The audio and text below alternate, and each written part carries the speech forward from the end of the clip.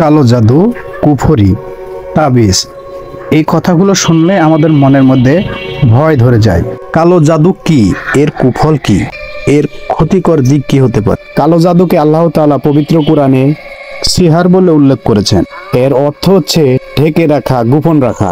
হ্যাঁ, কালো জাদু ঠিক সেই রকমই। কালো জাদু যখন করা হয় ঠিক তখন গোপন রেখেই করা হয়। কোনো মানুষের উপর যখন এর প্রয়োগ করা হয় তখন ওই মানুষ কোনোভাবেই বুঝতে পারে না যে তার উপর কালো জাদু করা হয়েছে, অর্থাৎ এটা গোপন রেখেই করা হয়।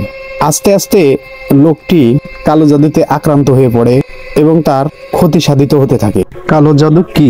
এটা কিভাবে কাজ করে? কালো জাদু মূলত দুষ্ট জিন অর্থাৎ খারাপ জিনের মাধ্যমে করা হয়ে থাকে। একজন তান্ত্রিক খারাপ জিনের মাধ্যমে কালো জাদু করে থাকে। কালো জাদু হচ্ছে তান্ত্রিক এবং জিনের মধ্যেকার এক ধরনের চুক্তি এবং সেই চুক্তির মাধ্যমে তান্ত্রিক কালো জাদু করে থাকে। চুক্তির মাধ্যমে তান্ত্রিক তার সত্তাকে জিনের কাছে বিক্রি করে দেয়। এই বিক্রি করে দেওয়ার কারণে জিন তাকে অনেক জঘন্য ও নোংরা কাজ করে নেয়।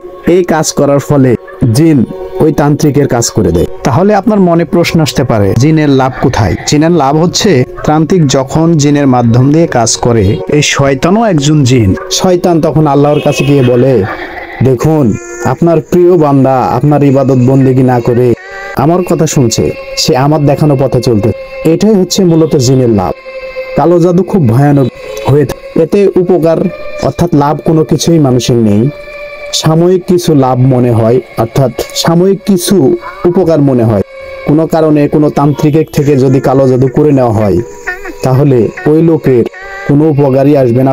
এই কালো জাদুর প্রভাবে প্রভাবিত হয়ে তার পুরো এই জিন্দেগি নষ্ট হয়ে যাবে। শুধু তাই, পরকাল তো সে হারালোই। তাই আমি আবারও বলতেছি, আপনারা কালো জাদু হতে সাবধান।